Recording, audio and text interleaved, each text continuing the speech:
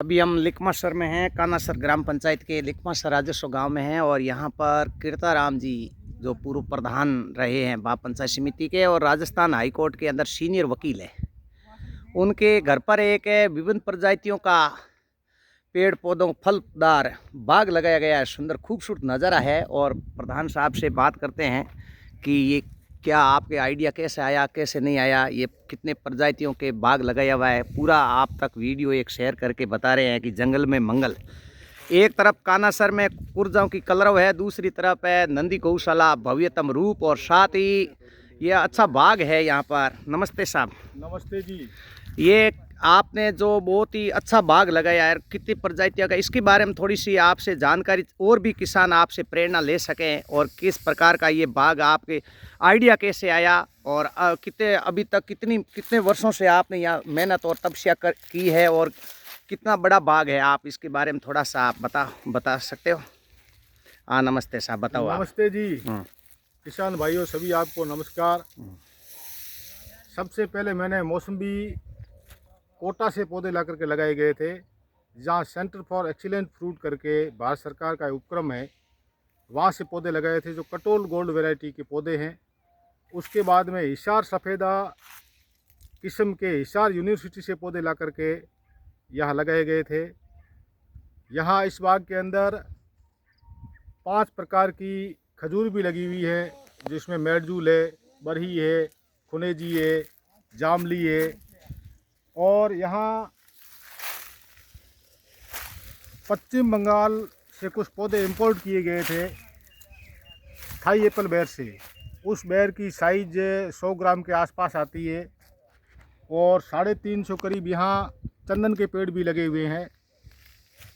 मेरा किसान भाइयों से अनुरोध है कि यदि खेती में नया नवाचार हो और बागवानी की तरफ ज़्यादा रुचि ले तो परंपरागत खेती से उसमें अधिक मुनाफा है और वो लंबे समय का है, उसमें खराबे की संभावना भी कम रहती है। चाहिए तो मेरे मोबाइल नंबर है 9414 आप कभी भी संपर्क करके बात कर सकते हैं। बहुत ही शानदार बगीचा है मित्रों, और यहाँ आपने देखा होगा और प्रधान साहब ने बताया है कि परंपरागत खेती से हट कर के भी, क्योंकि अभी पानी की हमारी व्यवस्था हो गई है और मिट्टी भी हमारी बहुत अच्छी मिट्टी है। मिट्टी के बारे में आप क्या कहना चाहते हो, यहाँ की मिट्टी और पानी के बारे में? मिट्टी और पानी का मैंने कई लोगों ने, जब मैंने बाग लगाया था तो मुझे सभी कृषि अधिकारियों और दूसरे के द्वारा मुझे यह कहा गया था आपके बाग यहाँ सब सक्सेस नहीं हो सकता है। तो मैंने मेरे स्तर से ये स्टडी की कि यदि ज़मीन का पीएच लेवल और पानी का पीएच लेवल एक हो और वहाँ का फ्रूटिंग का जो टेम्परेचर है उस वक्त और पश्चिमी राजस्थान में एक जैसा रहता है, जब हनुमानगढ़ और गंगानगर पंजाब में हो सकता है तो हमारे यहाँ क्यों नहीं हो सकता है। जो फ्रूटिंग आती है मौसमी में वो सर्दी निकलने के बाद आती है और गंगानगर हनुमानगढ़ में भी सर्दी निकलने के बाद आती है। जो हिसार सफ़ेदा अमरूद लगाए गए थे, मुझे कृषि अधिकारियों ने ये कहा था कि आपके यहाँ सक्सेस नहीं हो सकता है, और मेरे द्वारा लगाए गए उसमें एक पौधे पर 1 कुंटल के आसपास फ्रूटिंग आती है और वो आज की तारीख में जोधपुर मंडी में सबसे बेस्ट फ्रूट है, वो हमारे बाग का माना जाता है। अच्छा, उसका जो टेस्ट है वो राजस्थान के कई बाग मैंने विजिट किया, लेकिन उसका हमारे जैसा टेस्ट नहीं है। यहाँ पानी, ज़मीन और वातावरण हमारे पौधों के अनुकूल है। मैंने यहाँ सेव के पौधे भी लगाए, लेकिन सेव के पौधे भी सक्सेस है। लोग ये कहते हैं कि सेव के पौधे नहीं हो सकते हैं, मेरे द्वारा यहाँ बादाम के पौधे लगाए गए, बादाम के पौधे यहाँ सक्सेस है।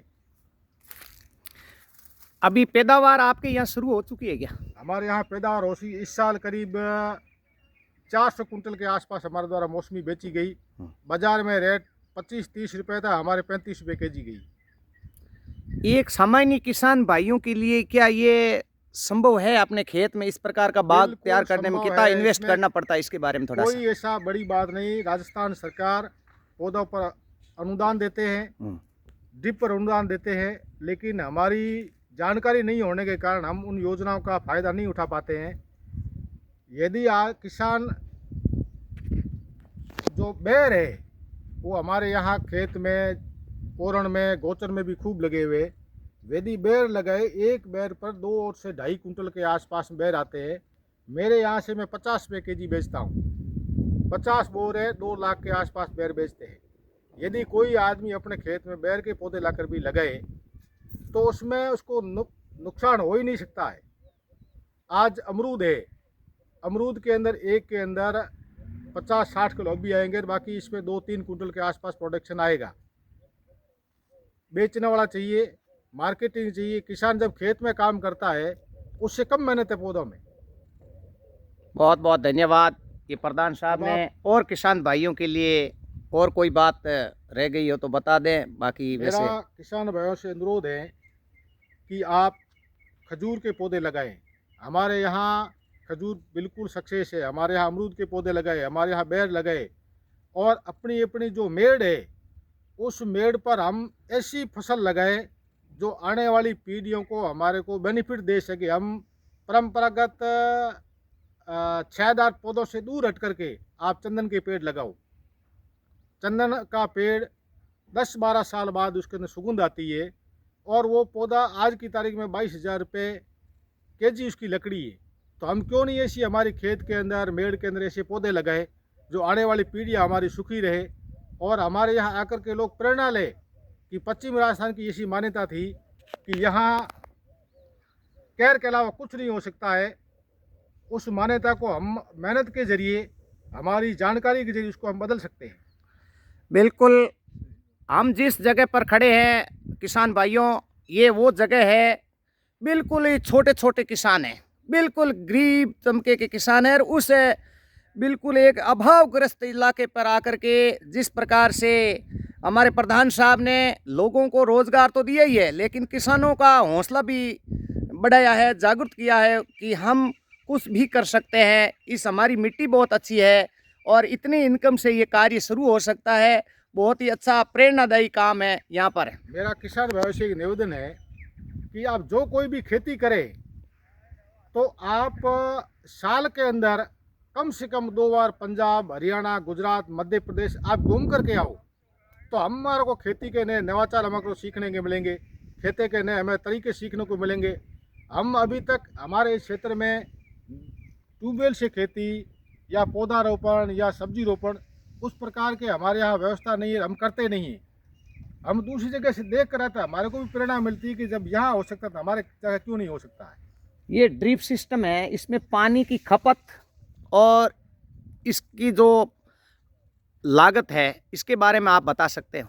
ये एक के अंदर 4 ड्रिपर लगे हुए हैं जो आप चाय जैसे लगा सकते हो। जो ये ड्रिपर है ये 1 घंटे में 8 लीटर पानी निकालता है। तो 4 ड्रिपर 1 घंटा लाइन चलेगी, इसमें 32 लीटर पानी निकलेगा।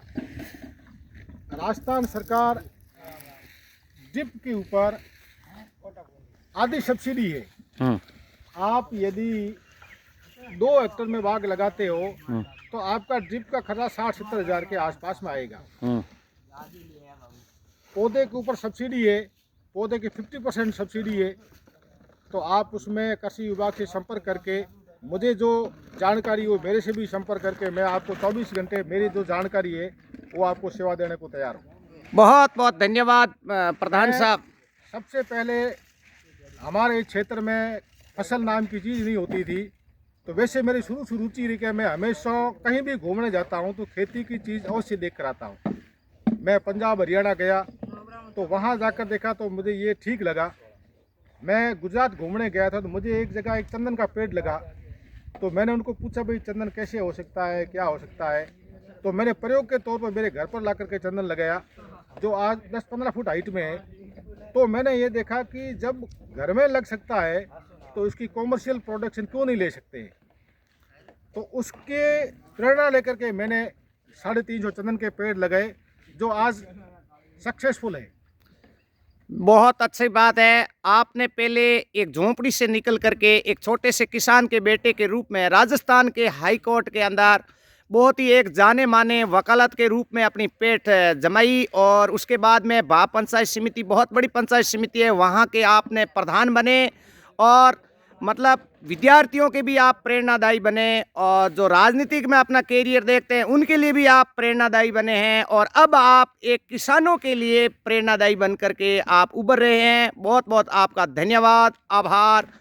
अब लास्ट में आप संक्षिप्त में विद्यार्थियों के लिए, उन राजनेताओं के लिए संक्षिप्त में आपके कोई विचार हो तो आप ज़रूर बता सकते हैं।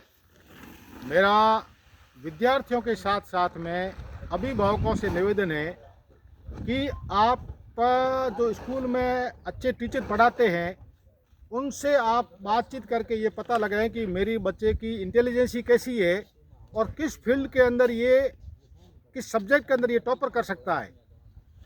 आप बच्चे को ही सब्जेक्ट दिलाएं। सब्जेक्ट दिलाने के बाद बच्चे की कम से कम 10 घंटे की कुर्सी पर बैठने की सिटिंग कैपेसिटी रखो और शुरू से टारगेट होना चाहिए कि मैं बच्चे को पढ़ा रहा हूँ तो मैं क्यों पढ़ा रहा हूँ। ये आपके 7वीं 8वीं के बाद प्रश्न आ जाना चाहिए कि मैं ऐसा नहीं कि बच्चा स्कूल जा रहा है और मैं पढ़ा रहा हूँ। नहीं, आपको इंजीनियरिंग लाइन में डालना है तो इंजीनियरिंग की टॉप कौन सी इंस्टीट्यूट है, इंजीनियरिंग में एडमिशन कैसे होता है, मेडिकल में कैसे एडमिशन होता है, आईएएस आपको बनना है, आईपीएस बनना है तो उसका कौन सा सब्जेक्ट ठीक रहता है, कौन सा सिलेबस है और उसमें कितनी स्टडी है। आप 12वीं क्लास से ही बच्चे को आप ये समझ लो कि मैं आईएएस की एग्ज़ाम में बैठ रहा हूँ तो मुझे उसकी कितनी जानकारी है। आप बच्चे खुद का टेस्ट लो और गांव के अंदर से ग्रुप बनाओ जो पढ़े लिखे समझदार व्यक्ति है, उनसे बच्चों की हर परीक्षा दिलाओ। परीक्षा के उनसे ये देखो कि आप इसमें आईएएस बन सकते हो कि नहीं बन सकते हो। यदि उसकी रुचि रहती है तो उसको कोई नहीं रोक सकता है। आपने मतलब ये बताने का प्रयास किया है कि प्रतिभाओं को केवल माहौल चाहिए और आर्थिक परिस्थितियां हैं वो रोक नहीं सकती है। इसी भाव के साथ आपने जज्बा, आपने उदाहरण पेश किया है और आगे भी अभी कान्हा सर है एक कुर्जा के रूप में अपनी पहचान बना रही है और साथ में एक भव्य गौशाला भी कान्हा सर में है। तो कान्हा सर में आप प्रगति को, आप गांव के, आप नागरिक होने के नाते कैसा देख रहे हो और अभी आपको और गांव की सोच को बदलने के लिए आप क्या विचार रखना चाहते हैं? मेरा कान्हासर वासियों से और आसपास के निवासियों से निवेदन है कि आप पर्यावरण को बचाने के लिए, आप अपने फायदे के लिए किसी भी पक्षी का किसी का नुकसान नहीं हो।